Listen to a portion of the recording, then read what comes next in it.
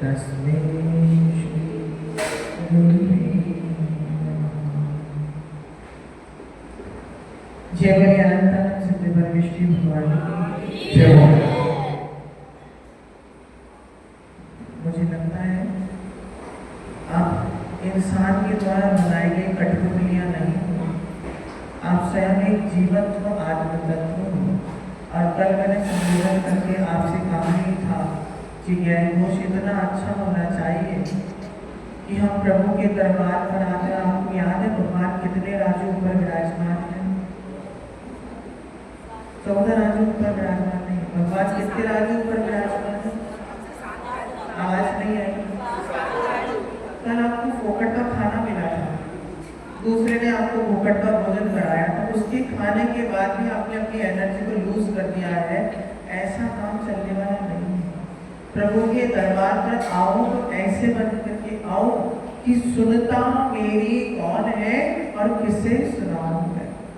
इतनी शक्ति अपने अंदर में लेकर के आओ। और जय घोष में आप सभी लोग जय बोलते हो कि नहीं बोलते? बोलो हाँ की ना, हाँ की ना, हाँ की ना, हाँ की ना, हाँ की ना। कितने अक्षर होते जय शब्द के अंदर? 2 अक्षर होते हैं। पहला ज और दूसरा पहला दूसरा हाँ, ये 2 शब्द अपने आप में बहुत खतरनाक शब्द हुआ करते हैं। और जय घोष भी फालतू लोग नहीं बोला करते हैं।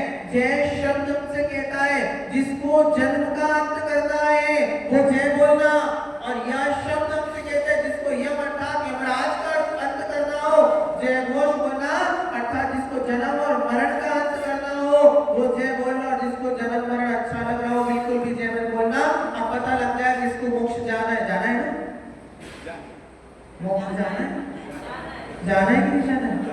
वो आवाज बोले क्या करेंगे जाकर के, क्या मिलने वाला है? मोक्ष जाओगे कि नहीं जाओगी? जाना है कि नहीं जाना है? अरे जा पाओ या ना जा पाओ, कम से कम भावना तो बना लो। जय बोले अनंतानंद सिद्ध परमेश्वरी भगवान की एक हजार बोले श्री महाकाशनाथ भगवान की, आदिनाथ शांतिनाथ भगवान की, आचार्य भगवान श्री उमा स्वामी महामणिनाथ की, परम पूज्य विश्व सदी के प्रथम आचार्य गुरुदेव श्री शांति सागर जी महाराज की, समाधि आचार्य गुरुदेव श्री अभिनंदन सागर जी महामणिनाथ की, वासवान जिनवाणी माता की, अहिंसामयी विश्व धर्म की, मुझे मुनि श्री अभिषेक सागर जी महाराज की, समस्त मुनि संत की पूज्य आचार्य भगवंतों ने इस संसार को असार कहा है, और उस संसार की असारता को स्वीकार करते हुए आज तक जितने भी सिद्ध भगवंत हुए हैं और आने वाले समय में जितने भी सिद्ध भगवंत होंगे, उन सबके जीवन में यदि वैराग्य का कारण होगा तो संसार की असारता ही होगा। क्योंकि संसार में जो कुछ भी घट रहा है, जो कुछ भी आपके साथ हो रहा है, वे परमानेंट होने वाला नहीं है। इस संसार में आपको जो कुछ भी दिखाई दे रहा है वो कभी परमानेंट रहने वाला नहीं है। वो कुछ समय तक रह सकता है, अधिक से अधिक एक भाव तक रह सकता है, और अधिक से अधिक कह लोगे तो 2 5 10 भाव तक रह सकता है। लेकिन उसके बाद ये सत्य है कि उसका क्षय या उसका व्यय नियम से होना ही होना है। इस संसार में सत्य क्या है? कभी विचार किया? बोलो, संसार में सत्य क्या है? ऐसे गूंगे बन के बैठे हो जबकि मैंने तुमसे तुम्हारे घर की पूरी संपदा मांग के, रजिस्ट्री के कागज मांग रही हूँ, तो ऐसा क्यों बता है? एक भैया बोले आत्मा है, लेकिन आत्मा की सत्यता को स्वीकार करता कौन है? अभी बोध मुनिराज आपको बता रहे थे, आत्मा की सत्यता का बोध करवाते चले जा रहे थे, लेकिन आत्मा की सत्यता के यदि बोध होता तो आज आप यहाँ नहीं, आप यहाँ बैठे होते। यदि आपकी आत्मा के ऊपर श्रद्धा होता, यदि आपका आत्म तत्व पर विश्वास होता, तो आज आप यहाँ नहीं उस वेदी पर जाके विराजमान हो जाते, जिस वेदी पर जाकर के 3 लोग के पति अधिपति विराजमान हो सके। लेकिन हम मानते तो हैं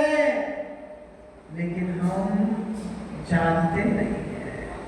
हम जानते तो है लेकिन मान्यताओं में मानते नहीं है। और आचार्य भगवान कह रहे हैं केवल जानने से काम चलने वाला नहीं है। जब तक जानने के बाद मानोगे नहीं तब तक तुम्हारा कल्याण होने वाला नहीं है। मैंने आज नहीं कल आपसे कहा था कि भगवान के चरणों में आके किंटलों चावल चढ़ाते चले जाना, केवल पानी से भगवान का अभिषेक कर लेना, लेकिन केवल चावल चढ़ाने से और भगवान के ऊपर जल को डरा देने से यदि कल्याण होता तो आज तक कितने हो गए। अरे इतना क्या बताए, आई क्षेत्र का नाम सुना कि नहीं सुना? सुना कि नहीं सुना? थोड़ा जोर से बोलो ना, हाथ मिला, आगे वाले बोलो ना, पीछे वाले बोलो ना, आजू वाले बोलो ना। आजू वाले बोलेंगे, आप नहीं बोलोगे, बाजू वाले बोलो ना। सुना है ना? पीछे से वक्त बोले जय माता दी। आचार्य भगवान कह रहे हैं आई क्षेत्र का नाम हमने सुना है, दर्शन भी किया होगा और पार्षनाथ भगवान का चालीसा भी पढ़ा होगा।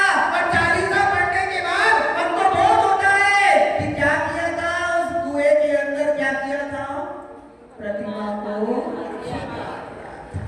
अब विचार करो, कुएं के अंदर ले जाकर के भगवान की प्रतिमा को छुपा दिया था और वो कुएं के अंदर जाने के बाद वो जल कितना होगा, वो जल कितना होगा जिससे भगवान निरंतर पानी के अंदर बने रहे, जिसमें भगवान निरंतर डूबे रहे तो भी कल्याण नहीं हो पाया। पूज्य भगवान कह रहे हैं कि कल्याण अभिषेक करने से होने वाला नहीं है। कल्याण भगवान के आप सूत्र में भगवान के मंदिर आ रहा हूं तो मेरा कल्याण हो जाएगा, 3 साल में भी होने वाला नहीं है योगेश जी। आचार्य भगवान कह रहे हैं, आप कहते हो ना एक बार वंदे सो कोई,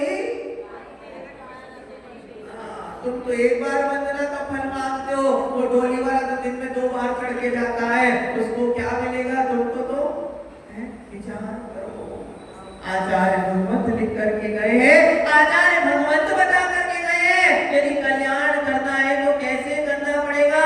आचार्य गुरुदेव हमेशा संबोधित करते हुए कहते थे, अभी पूज्य मुनीश्री आपको संबोधित कर रहे हैं, हम सुन तो रहे हैं, श्रवण तो हम निरंतर करते चले जा रहे हैं। और इतना ही नहीं कहते, मेरे गुरुदेव कहा करते थे निरंतर धर्म का श्रवण चल रहा है, लेकिन श्रवण ज्यादा हो रहा है और स्मरण से विस्मृत किया जा रहा है। जैसे इस कान से सुनते हो और उस कान से निकाल करके छोड़ देते हो। एक छोटी सी कहानी आप सभी को सुनाता हूं, अपनी बात का प्रारंभ करता हूं,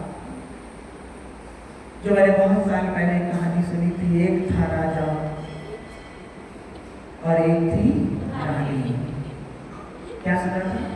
मैं जब बहुत छोटा था तब मैंने एक कहानी सुनी थी और कहानी के बोल इस प्रकार से थे पंकज बाबू कि एक था राजा और एक थी रानी और दोनों मर गए। मुझे पता था तुम यही हो। मुझे विश्वास था कि मैं ये बोलूंगा तो तुम नियम से अंतिम की पंक्ति तो बोलने वाले ही वाले हो कि एक था राजा और एक थी रानी, दोनों मर गए, खत्म कहानी। लेकिन याद रखना, ये कहानी तुमने दादी और नानी से सुनी थी, ये कहानी तुमने मम्मी और पापा से सुनी थी, लेकिन काश एक बार तुमने ये कहानी माँ जनवाड़ी के मुख से सुनी होती तो तुमको बोध हो जाता कि मरने से कभी भी कहानी खत्म होने वाली नहीं है। कहानी तो रानी अनंत काल से थी और जब तक निर्माण नहीं हो जाएगा तब तक ये कहानी चलती की चलती, चलती की चलती और चलती की चलती ही रहने वाली है। यानी अच्छा लग रहा है कि नहीं लग रहा है? श्रवण करना है कि नहीं करना है? श्रवण करना है कि स्मरण करना है? अब कंफ्यूज हो जाओगे, महाराज श्रवण बोले कि स्मरण बोले हैं? याद रखना, जब तक श्रवण नहीं करोगे तब तक स्मरण में नहीं रहने वाली। और इस स्मरण श्रवण की बहुत बड़ी शक्ति हुआ करती है। आचार्य भगवंत कहा करते थे कि जब नरक में चले जाता है कोई जीव, कर्म के उदय के माध्यम से यदि कर्म बंद नरक गति का हो गया तो वहां सम्यक की उपलब्धि कैसे होगी? तो बताते आज का श्रवण किया हुआ धर्म महाकर्ण लब्धि के रूप में आपको सम्यक की उपलब्धि करवा सकता है। इसलिए जब जब तीर्थंकर भगवंतों का प्रवचन, मुनिजनों का प्रवचन, शास्त्र का स्वाध्याय सुनने के लिए मिल जाएगा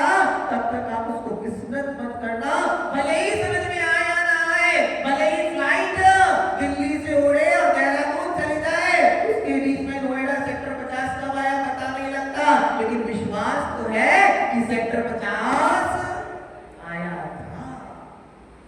ऐसे ही गुरु भगवत कह रहे तत्व का उपदेश समझ में आए या ना आए, लेकिन श्रवण अवश्य करना, क्योंकि बार बार श्रवण से वो वस्तु अपने आप स्मरण में आ जाया करती है। और गुरुदेव कहा करते थे, करत करत अभ्यास से दृढ़मति होत, बोलो ना, और रस्सी आवत जात है। पीछे वालों समझ में आओ कछु की नाम। आचार्य भगवान कह रहे हैं, क्या क्या आचार्य भगवान बार बार प्रबोधित करते हुए कह रहे हैं कि एक जो पत्थर सिल का मतलब जानते हो क्या होता है? आपने जब अरे वो सिलवट्टा वाला सिल नहीं कह रहे, तुमको तो हमेशा चौके चूल्हे के बर्तन ही याद रहते हैं। आचार्य भगवान कहते हैं कि जब कभी कुएं पर पानी भरने गए, देखना पहले के जमाने में जब कुआं होता था, उस कुएं के ऊपर एक पत्थर डला रहता था, और लोग जब पानी भरने जाते थे उस पत्थर के सहारे से रस्सी को खींचता करते थे, और वो सिल इतनी मजबूत होती थी कि कई सारी रस्सियां उसके आने जाने के प्रेशर के कारण रस्सियां कट के टूट जाती थी। आचार्य भगवान कहते हैं कि हजारों रस्सियों को उस सिल ने तोड़ दिया, लेकिन हजारों में से कोई एक रस्सी ऐसी होती है जो इस बार बार रगड़ने से क्या होता, पत्थर भी खिंचता, और हजारों रस्सी में से एक रस्सी ऐसी होती जो सिल के भी दो टुकड़े कर दिया करती थी। इसलिए घबराना मत कि आप भगवान नहीं बन सकते हो। बन सकते हो क्या? बोलो, पंचम काल में मोक्ष होता है कि नहीं होता? बोलो, पंचम काल में मोक्ष होता है कि नहीं होता? कितने बोले नहीं होता? हाथ खड़े करो। 1 बोला, 2 बोला, 3 बोला, 4 बोला। पंचम काल मोक्ष नहीं होता? पंचम काल में मोक्ष होता है कि नहीं होता? बोलो, पंचम काल में मोक्ष होता है कि नहीं होता? पंचम काल में विदेश क्षेत्र की नहीं बात कर रहा, मैं कर्म भूमि की बात कर रहा हूँ। बोलो, पंचम काल में मोक्ष होता है कि नहीं होता? सब बोल रहे नहीं होता, लेकिन मैं कहता हूँ मोक्ष होता है। अगर नहीं होता तो जम्मू स्वामी कहाँ से जाते? अगर जम्मू स्वामी भी पंचम काल से मोक्ष गए थे, श्रीधर केवली भी पंचम काल से मोक्ष गए थे, अब आप कह रहे हो कि भैया मोक्ष नहीं होता तो ये क्या हवा में चले गए? ज्ञानी आत्मा आचार्य भगवत कह रहे हैं, पंचम काल में मोक्ष तो होता है, पर हमारे अंदर योग्यता नहीं है, इसलिए मोक्ष का भाव हो जाता है। आचार्य भगवत कहते ये मत मानना कि मुझे मुक्ति नहीं मिल सकती। आचार्य भगवत कह रहे हैं ये मत सोच लेना कि मैं निर्वाण प्राप्त नहीं कर सकता। प्रभु से कहना बस वो सैनन मुझे प्राप्त हो जाए। कौन सा सैनन? याद रखना, मोक्ष ऐसे नहीं जाते, या के कर्म में सुरा के धर्म में सुरा। जो व्यक्ति जो जीव कर्म में शूर होते हैं वही नरक जाते हैं। नरक भी सप्तम नरक में जाने की जाना ही नहीं जाना, 7वें नरक में नहीं जाना। कर्म तो सब वही कर रहे हो सप्तम नरक में जाने के लिए। कितने लोगों को मोक्ष जाना है? हाथ खड़े करके बताना। अभी के अभी मोक्ष भेजूंगा, जल्दी बताओ। अभी की अभी मैंने कहा ना पंचम काल में मोक्ष होता है, जल्दी बताओ कितनों को जाना है? 1 2 3 4 5, इतने ही टिकट करवाऊंगा, ज्यादा करवाऊंगा भगवान से। जितने लोग हाथ उठा उन्हीं को भेजना, बाकी को नरक में भेज देना, पता लग जाएगा। बोलो, 1 2 3 4। आपको नहीं जाना मोक्ष ना? नहीं जाना। बोले संसार अच्छा है। 5 6 7 8 9 10 15 20 25, बाकी शून्य न्यूट्रल बने हुए। जब भेजो तो भेज देना, नहीं भेजो तो हमारी गृहस्थी अच्छी, अपने नोट कमा के खूब सारे रखे, क्या करना है? आचार्य भगवान कह रहे हैं यदि मोक्ष जाना है, और मोक्ष जाने के लिए केवल इतना सा सूक्ति दे रहा हूं, इतनी सी बातें बता रहा हूं, आज जब घर पे जाओ तो घर जाने के बाद यदि मोक्ष जाने का निर्णय हो तो बस इतना करना, जैसे परशुनाथ भगवान बैठे हैं, आज घर जाके हाथ पर हाथ करके ऐसे बैठ जाना, कुछ करना मत। आचार्य भगवान कह रहे आप जो कुछ कर रहे हो, इच्छा तो रख रहे हो कि मोक्ष मिल जाए, इच्छा तो रख रहे हो मोक्ष की प्राप्ति हो जाए, लेकिन काम नरक में जाने के कर रहे हो। कुछ करना यानी संसार को बढ़ाते चले जाना, और कुछ नहीं करना यानी निर्वाण की प्राप्ति को उपाय कर लेना। और पार्षद से देखो, 24 तीर्थंकरों से देखो, और अनंतानंद सिद्ध परमेश्वर से देखो, उन्होंने राजपाट वैभव सब कुछ किया, और जब तक कर रहे थे संसार बढ़ता चला गया था, और जिस दिन त्याग किया उसी दिन से संसार का अंत हो गया। मोक्ष जाने के लिए ज्यादा मेहनत नहीं करनी पड़ती है, मोक्ष जाने के लिए ज्यादा प्रयत्न नहीं करना पड़ता, बस इतना करना पड़ता है कि संसार के प्रपंच को छोड़ना पड़ता है। लेकिन सबसे कठिन होता है संसार के प्रपंच को छोड़ पाना। जिस धन को धन धन धन धन धन कह करके तुमने इकट्ठा किया था, वो धन क्या पता किस दिन तुमको निर्धन बना करके चला जाएगा और तुम देखते रह जाओगे। इस धन के चक्कर में मुझे पता ही नहीं लगा कि कब मेरा निर्धन भी हो गया। आचार्य भगवत कह रहे हैं जिनवाणी की कहानी है, और जिनवाणी मां कहती है कि शरीर के मरने से कभी भी आपका मरण होने वाला नहीं है। मां जिनवाणी आपको कहती है कि शरीर के मरने से पर्याय का मरण तो हो सकता है, लेकिन आत्मा का मरण कभी भी होने वाला नहीं है। आत्मा का मरण कभी होने वाला नहीं है। एक बात की बात है कि एक सेठ जी थे। कौन थे? मत बोलो, मेरे पास क्या काम है। बिल्कुल मत, कोई टेंशन नहीं, अपने तो टेंशन का काम ही नहीं है। अपने तो 10 बजेंगे कमंडल में अपने आप चला जाएगा, तुम्हें तो घर जाकर रोटी बनाने। और आज तो संडे का दिन है, आज तो बच्चों की फरमाइश होगी, मम्मी आज ये खाना है, पापा ये खाना है, यहाँ जाना है, वहां जाना है। तो बोलो ये कौन थे? कौन थे? ये बहुत अच्छे से सेठ जी थे, लेकिन सेठ जी थे लेकिन बड़े एक नंबर के कंजूस थे।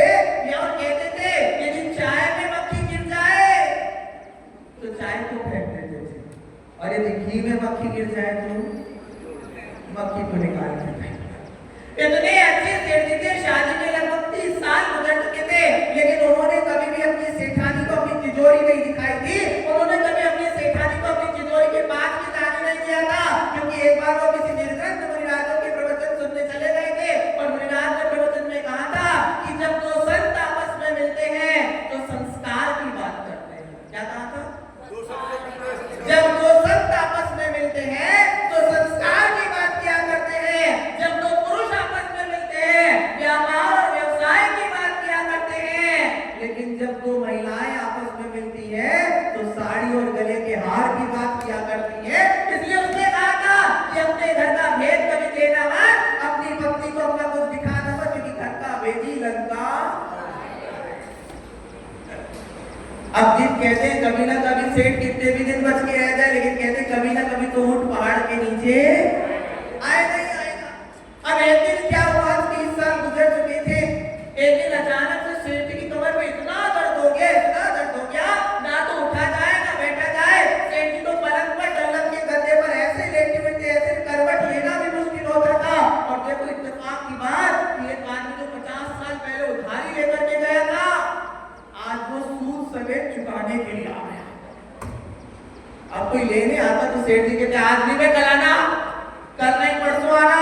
लेकिन कोई लक्ष्मी अपने घर पर लेकर के आए और आप मना कर दो ऐसा 3 साल में होने वाला नहीं है। सेठ ने कहा कोई बात नहीं, लक्ष्मी आ रही आने दो, मैं भले ही वहां तक नहीं जा सकता। सेठ ने सारा पैसा लिया, अब सोचा बाहर रत्तुआ नींद लग जाएगी तो उठा के ले जाएगा। उसने अपनी सेठानी को बोला अरे सुनती हो? सेठानी बोले हाँ, क्या कह रहे हैं? क्या बोली सेठानी? क्या कह रहे हैं? जैसे सेठानी ने सेठ ने कहा अरे सुनो एक काम करो, ये लो मेरी तिजोरी की चाबी। सेठानी ने क्या कह रहे?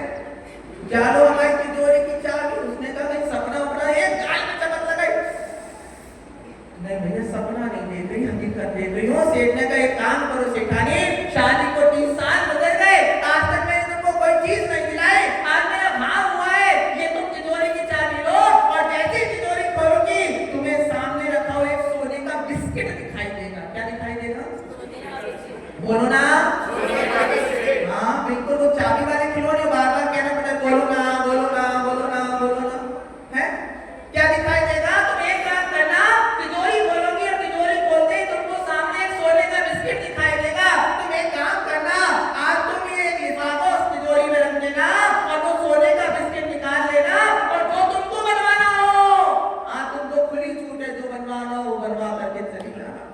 अब देखो सेठानी का माइंड कहाँ सेटअप हुआ, तिजोरी खोलना है, खोलते ही सामने सोने का बिस्किट। अब सोचने को कुछ नहीं दिखा तिजोरी में और कितने बिस्किट रखे हैं, बस क्या दिखाई दिया, मेरा लक्ष्य क्या है भाई, सोने का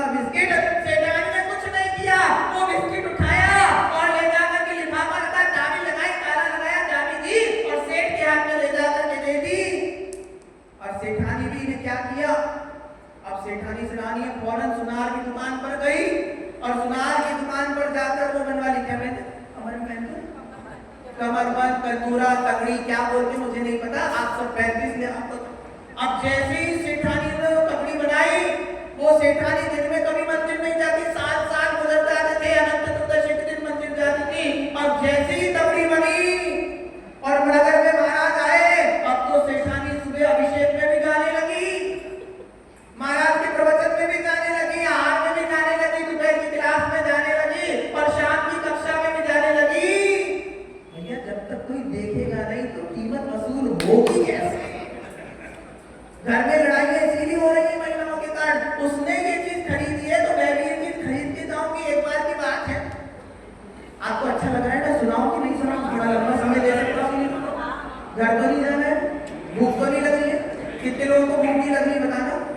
आज उपवास करो नहीं करो? आज तो उपवास अभी नहीं लग रही है, बड़े होशियार है, अभी नहीं लग रही, बाद में लगेगी। अब एक बार की बात है, हम लोग गुरुदेव के साथ बांसवाड़ा के पास एक छोटा सा नगर है तलवाड़ा, और उस तलवाड़ा के अंदर 26 जनवरी का समय चल रहा था और हम भी अपने गुरु महाराज के साथ बैठे थे, अभिषेक शांति धारा चल रही थी। फौरन एक पीछे से आवाज, एक महिला बोलती, आज बहुत गर्मी है। मैंने कहा भैया 26 जनवरी में कितनी ठंड पड़ती है? आदमी कपकपी छूट रही थी और एक महिला पीछे से क्या बोलती, आज बहुत गर्मी है। फिर दूसरी बार हमने कहा हो सकता है कि पागल वागल हो, फिर से थोड़ी देर 2 मिनट बाद जैसे छिन-छिन मिन-मिन चालू हुआ, फिर बोलती है आज बहुत।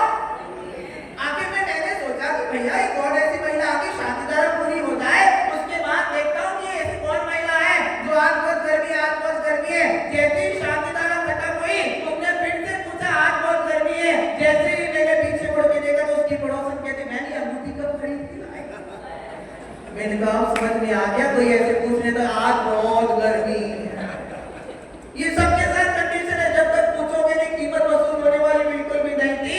अब वो सेठानी रोज मंदिर जाने गई और उसका क्या बना लिया, एक सुंदर सा करधनी बनवा ली। करधन, हमारे गुरुदेव हमेशा कहते थे कर मतलब हाथ का धन, ये सब आपके हाथ का धन है। आप बाजार जाओ, आपके बैंक अकाउंट में कितने भी पैसे पड़े हो और सब्जी में 2 रुपए का धनिया खरीदने जाना, बोला मेरे बैंक अकाउंट से दे दूंगा, बोलो देगा क्या? 3 काल में देना नहीं। आप कितने भी करोड़पति हैं, अबे काय का करोड़पति, जेब में तो 2 रुपए नहीं है और कह रहे हैं करोड़पति। अब धीरे धीरे समय बदला। अब सेठानी की लड़की तो हॉस्टल में पढ़ाई किया करती थी, एक दिन वो आई और जैसे ही वो आई उसने माँ अपने घर में भोजन पका रही थी, उसने जैसे ही बैग भराई, डोरबेल बजाई, बार-बार बजाई, माँ ने खोला नहीं। बड़ी देर के बाद माँ निकल करके आई और जैसे ही डोरबेल खोला तो बेटी ने माँ के हालचाल देखे तो माँ को देखती बोलती, अरे माँ तुमने वो कहावत सुनी है? बोले बेटी कौन सी? अरे वो बूढ़ी घोड़ी और लाल लगाम। बोले क्या हो गया बेटी? अरे तुम्हारी उम्र है ये सब कुछ पहनने की, ये तुम पर शोभा नहीं देता, ये सब तुमको नहीं पहनना चाहिए। तो माँ ने कहा कोई बात नहीं बेटा, अगर तेरा मन है तो तू ले ले। माँ ने उस तगड़ी को उठाया और बेटी के हाथ में दे दिया। बेटी फौरन सुनार की दुकान पर गई और सुनार की दुकान पर जाके उसने क्या किया, एक सुंदर सा नेकलेस बनवा लिया। क्या बनवा लिया? बोलो ना। एक सुंदर सा नेकलेस बनवा लिया जिसको पहनने से नेक दिखना हो जाए लेस, और कोई काट के ले जाए तो नेक क्लास है। आजकल बड़ा चल रहा है। वो बहन ने भी बहुत नेकलेस बनवाया। थोड़ा समय और गुजरा, अब वो वापस हॉस्टल जाने लगी तो भाई ने कहा बहन तेरे को पता है चाइनीज नेचर खूब घूमते हैं, कल को कोई छीन छान के ले जाएगा, एक काम करिए मुझे दे दे। तो बहन ने कहा कोई बात नहीं, घर का माल तो घर में ही रहने वाला है। बहन ने भाई के हाथ में दिया और भाई ने सुनार की दुकान पर जाकर एक सुंदर सा क्या बनवा लिया, ब्रेसलेट। अब आओ काम की बात, बताओ तिजोरी में क्या रखा था? क्या रखा था? बिस्किट नहीं रखा था। क्या रखा था? सोने का बिस्किट। सेठानी सुनार की दुकान पर गई तो क्या बनवा लिया है? तगड़ी बनवा ली। तगड़ी नहीं बनवाई, सोने की तगड़ी बनवा ली। अब जब बेटी ने लिया तो बेटी ने क्या बनवा लिया? सोने का नेकलेस बनवा लिया। और जब भाई के हाथ में गया तो भाई ने क्या बनवा लिया? सोने का ब्रेसलेट बनवा लिया। और जो बनवाना है वो बनवाते चले जाओ। बिस्किट बदला, तगड़ी बन गई। तगड़ी बदली, नेकलेस बन गया। नेकलेस बदला, ब्रेसलेट बन गया। और ब्रेसलेट बदला तो क्या क्या बना? बिस्किट बन रही है, तकनी बदल रही है, नेकलेस बन रहा है, नेकलेस भी बन रहा है और ब्रेसलेट बन रहा है। लेकिन एक चीज कॉमन है, जो बिस्किट में भी था, नेकलेस में भी था और गर्दनी में भी था और ब्रेसलेट में भी था, वो क्या था? सोना।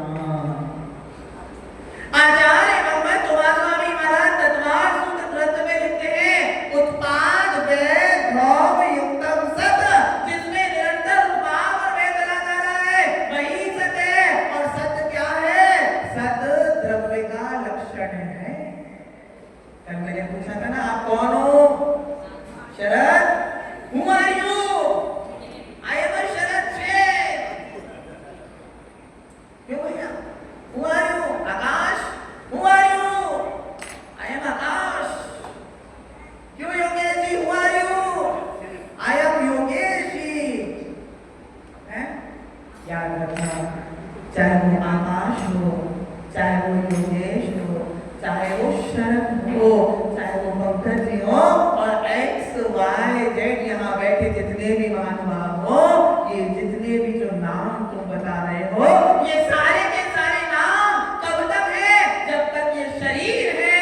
और जिस दिन ये शरीर खत्म हो जाएगा, इस शरीर के साथ आपका नाम भी विस्मृत हो जाएगा। आचार्य भगवान कह रहे हैं कि याद रखना, जीवन में जो निरंतर था, जो निरंतर परिवर्तनशील हो रहा है, वो पर्याय हुआ करती है और जो पर्याय होती है वो परिवर्तनशील निरंतर होती रहती है। लेकिन जो द्रव्य होती है वो कभी परिवर्तित नहीं है। आप कौन हो? आप एक द्रव्य हो, जो ना कभी बनाई जा सकती है और ना कभी विनाश को प्राप्त हो सकती है। वो हमेशा एक रूप से दूसरे रूप में ट्रांसफॉर्मर होती रहती है। जिस प्रकार वो सोने का बिस्किट बदल के कर्दनी बन गया, कर्दनी बदल के नेकलेस बन गया, नेकलेस बदल के ब्रेसलेट बन गया, ऐसे ही आप अभी मनुष्य की पर्याय को क्या पता कब बदल के त्रियज की पर्याय में चले जाओगे और क्या पता कब बदल के देव की पर्याय में चले जाओगे और क्या पता कब बदल के नरक की पर्याय में चले जाओगे। इसलिए याद रखना, आप जो परिवर्तित हो रहे हो, आप शरीर नहीं हो, आप शरीर नहीं हो, आप खुदगत नहीं हो।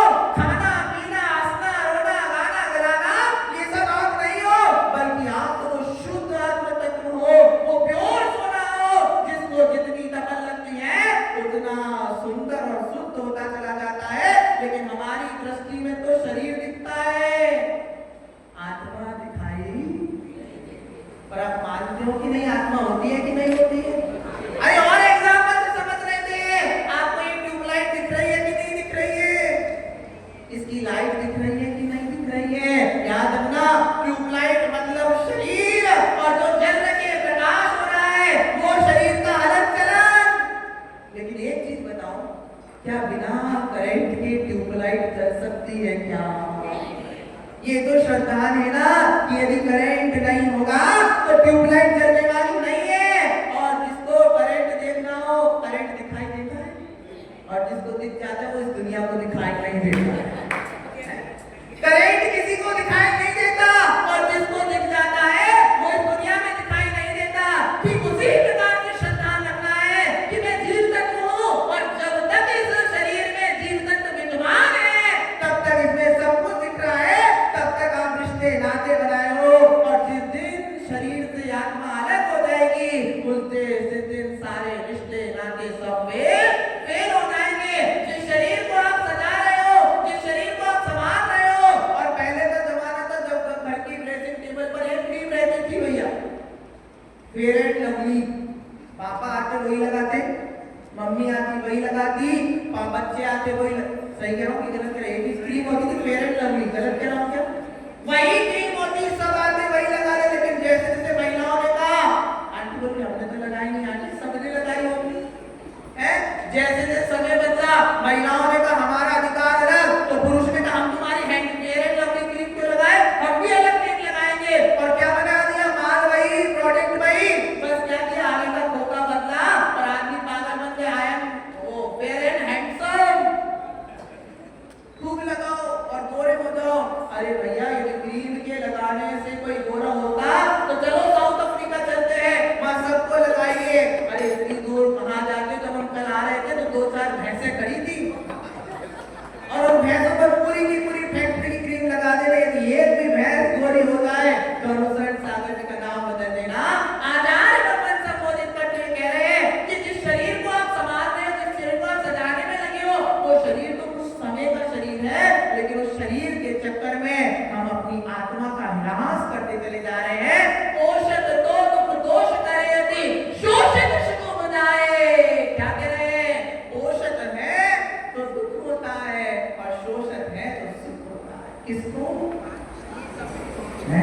शरीर को कोसोगे तो आत्मा को दुख होगा, क्योंकि शरीर तो चाहता है, किसका शरीर चाहता है गर्मी में बैठना, किसका शरीर चाहता है एक बार भोजन करना, किसका शरीर चाहता है केश लोशन करना, किसका शरीर चाहता है कि नग्न रहना।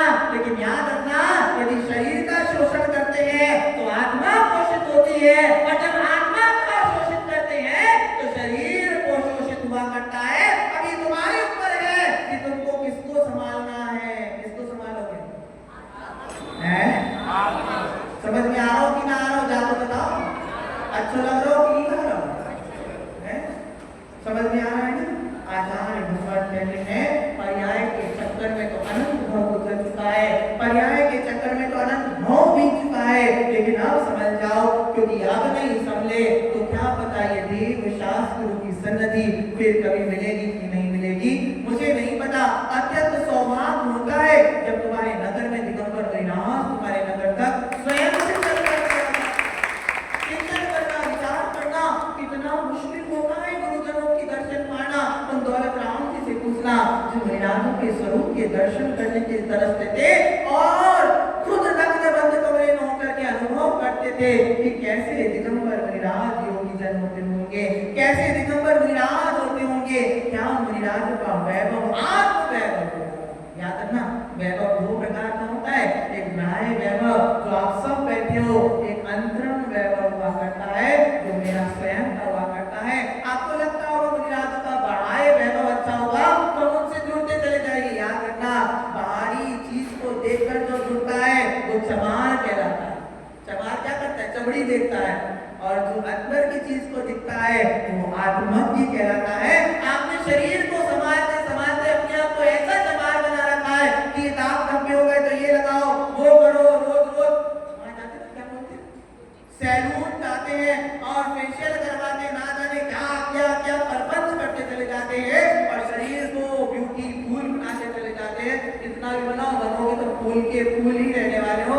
ऐसी भावनाएं, आपका समय पूर्ण हुआ, बस इन्हीं भावनाओं के साथ आप सभी को संबोधित कर रहा हूँ। शरीर को संभाल लिया, शरीर को बहुत सजा लिया, लेकिन याद रखना अब सजाने से भी एक उम्र होती है, एक उम्र के बाद शरीर से भी काम धीरे धीरे कम हो जाता है। तो हमको अब शरीर को सजाना नहीं है, बल्कि शरीर को संभालो, शरीर को उतना दो जितना शरीर की आवश्यकता है, शरीर को उस प्रकार से हैंडल करो जिस प्रकार से वो धर्म की साधना में आपके लिए अनुकूल बन जाए।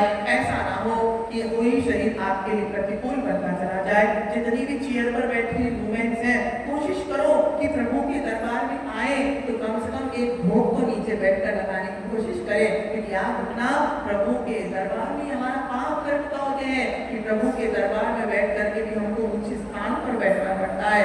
ये प्रभु से प्रार्थना करना कि प्रभु इस शरीर को अच्छा सा कर दो ताकि हम भी नीचे बैठकर प्रभु की आराधना कर पाए, ताकि हम भी शरीर के माध्यम से दिनेश प्रभु की आराधना कर पाए। और आप सभी को पता है कि हमारा वर्ष कहाँ चल रहा है, देखो कितने खराब लोगों में बैठे 50 में, लेकिन कह रहे हो 27 में चल रहा है। ये चतुर्मास नहीं, चतुर्मास नहीं चल रहा है कि तुम्हारा पुण्य का होता है, लेकिन तुम चाहते हो 27 चले जाओ, चले जाए क्या? सब चले जाए, याद नहीं रहेगा, यही कर ले चतुर्मास, यही कर ले, लेकिन याद रखो यही कर ले। अध्यक्ष योगी जी तो बोली सभी की भावना है, सभी की भावना है। तो याद रखना, चातुर्मास एक नहीं होता, चातुर्मास एक साल में 3 आते हैं। कितने आते हैं? 3 आते हैं। एक ग्रीष्मकालीन चातुर्मास होता है, एक शीतकालीन चातुर्मास होता है और एक वर्षाकालीन चातुर्मास होता है। और वर्षाकालीन चातुर्मास तो हमने किसी के ऊपर हस्ताक्षर करके प्रेषित कर दिया है, लेकिन ग्रीष्मकाल और शीतकाल का हमारा चातुर्मास अभी खाली पड़ा हुआ है। आप कभी आना, और वैसे भी अभी तो मार्केटिंग करने के लिए आए, हम बनी की औलाद है, भाई बनी का नाम खाते, बनी के बच्चे हैं। हमारे गुरुदेव कहते थे कभी भी नया नया प्रोडक्ट निकले, हम दिल्ली पहली बार आए, नोएडा पहली बार आए, हम तो आने वाले भी नहीं थे, हम तो बद्रीनाथ गए थे, वहां से लौट रहे थे। चतुर्मास का समय निकट हुआ तो हमने कहा एक काम करते हैं, राजस्थान कहाँ इतना दूर जाएगी, यही आसपास कहीं अनुकूल बनेगा तो देख लेते हैं। तो हमने कहा भैया यदि कोई फैक्ट्री से नया नया प्रोडक्ट निकालना हो तो पहले मार्केटिंग करो, और फिर मार्केटिंग करने के लिए हमको सेक्टर 27 वालों ने बुलाया। तो हमने कहा जब वहाँ मार्केटिंग करनी है तो आसपास के गाँव में लेकर जाए, तो हमने 50 में कर लेते हैं। अब 50 में आए हैं, हमारा मार्केट में आए हैं, प्रोडक्ट दिखा डीलरशिप लोगे कि नहीं लोगे? वो मना करे नहीं लेंगे, डीलरशिप नहीं लोगे। अरे भैया डीलरशिप आएंगे, हमको पता है हमारा प्रोडक्ट बहुत अच्छा है, बस आप आना, यदि आपको पसंद, अभी तुम अपनी मर्जी से आए थे, अब की बार हम आपकी मर्जी से आएंगे कि आप हमें कब लेने आओगे। अभी तो हमने प्रेशर करवाया था कि हम वर्षायोग के टूर के लिए यहाँ पर देख तो ले कि सेक्टर 50 का नाम बड़ा है तो दर्शन भी बड़े हैं कि नहीं है। लेकिन कल की हमारी शिकायत थी कि नाम बड़ा था कल, लेकिन कल शाम को दर्शन थोड़ा सा था। आज हम उम्मीद करते हैं संडे का दिन है तो आज शाम को आप सभी लोग आइए। हाँ तो सेक्टर 50 वाले भैया वृत्ति में स्पेशलिस्ट है, कल बहुत सारे पुरुष लोग भैया वृत्ति में भी नहीं आए थे, कल वो सेक्रेटरी तरह हाथ तोड़ गए कि घर वालों के पैर ज्यादा दबा रहे थे, इसलिए ध्यान रखिए आज से कम दबाना, हमारे दबाने के लिए जरूर से आना। भावनाओं के साथ आप जितना समय का सदुपयोग करेंगे, संतों का सदुपयोग करेंगे, संत आपके आचरण में उतना ही परिवर्तन करते चले जाएंगे। इन भावनाओं के साथ पूज्य गुरुदेव श्री अभिनंदन सागर जी महाराज।